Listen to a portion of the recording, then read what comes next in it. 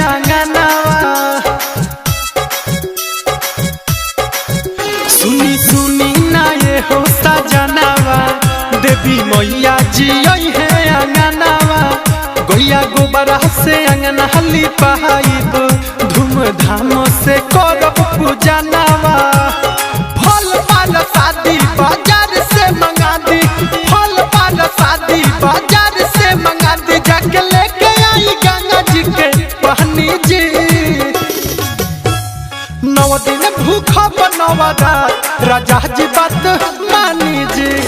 9 दिन भूखा बनवा रात, राजा जी बात मानी जी।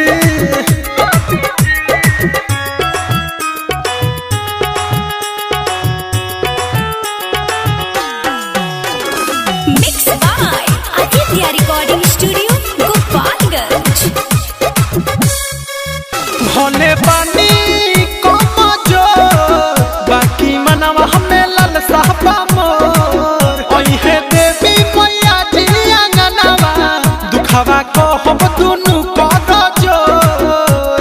ए सैया अरे बुझत काहे नइखे।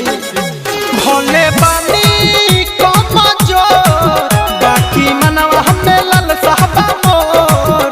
ओहे देवी मैया जी आंगनवा, दुखवा को हम दुनु कर जोर। गोलवा लग जाई दुनु पा रहनी जी। 9 दिन भूखा बनवा रात, राजा जी बात मानी जी।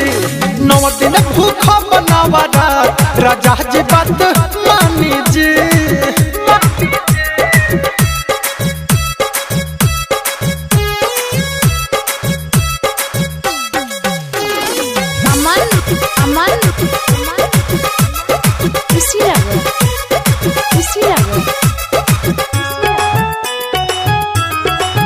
चाही चुनरी चाटकार, देवी मैया हलासर हो सिंगार। सुनी सैया मनोज माता वाला, देवरू दीपक के भेजी बाजार।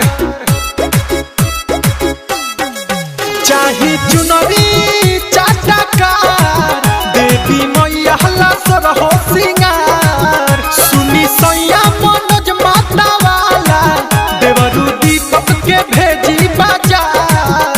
अब गिलेल बानी मनवा में ठानी जी।